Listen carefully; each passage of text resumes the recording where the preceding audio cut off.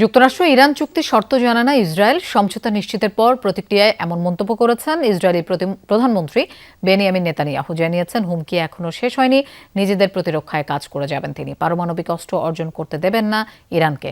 এমন সময় এই কড়া বার্তা দিলেন যখন ইরান যুদ্ধের ফলাফল নিয়ে নিজ দেশে বিরোধীদের তোপের মুখে নেতানিয়াহু।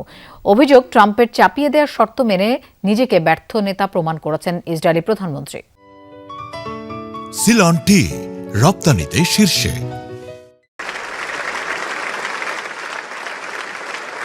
এমন সময় যুক্তরাষ্ট্র ইরান শান্তি চুক্তি হলো যখন রাজনৈতিকভাবে নিজ দেশে কঠিন সময় পার করছেন ইসরায়েলি প্রধানমন্ত্রী।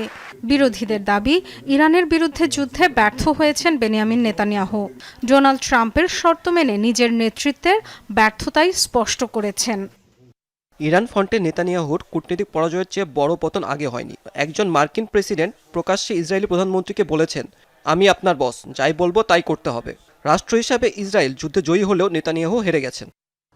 যুক্তরাষ্ট্র ইরান চুক্তির পর সোমবার প্রথমবারের মতো সংবাদ সম্মেলনে কথা বললেন বেনিয়ামিন নেতানিয়াহু।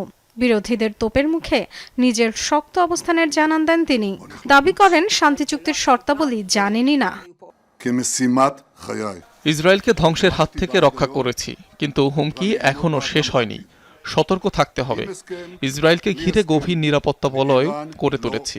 গাজা, লেবানন ও সিরিয়ায় তা করেছি। দেশকে রক্ষায় যতদিন প্রয়োজন এসব অঞ্চলে অবস্থান করব। যে কোনো মূল্যে তেহরানের পারমাণবিক অস্ত্র তৈরির চেষ্টা প্রতিহত করবেন বলে হুঁশিয়ারি দেন নেতানিয়াহু। দশকের পর দশক ইরানের পারমাণবিক অস্ত্র অর্জনের প্রচেষ্টার বিরুদ্ধে লড়াই করে আসছি। এটিকে নিজের জীবনের মিশনও বলতে পারি। কোনো চুক্তি থাকুক বা না থাকুক, ইরান পারমাণবিক অস্ত্র পাবে না। ট্রাম্পের সাথে সুসম্পর্ক থাকলেও দেশের নিরাপত্তার স্বার্থে আপোষ করবেন না বলে জানান নেতানিয়াহু। প্রেসিডেন্ট ট্রাম্প ও আমি বহু বছর একে অপরকে চিনি। অনেক বিষয়ে মতের মিল আছে, দ্বিমতও আছে।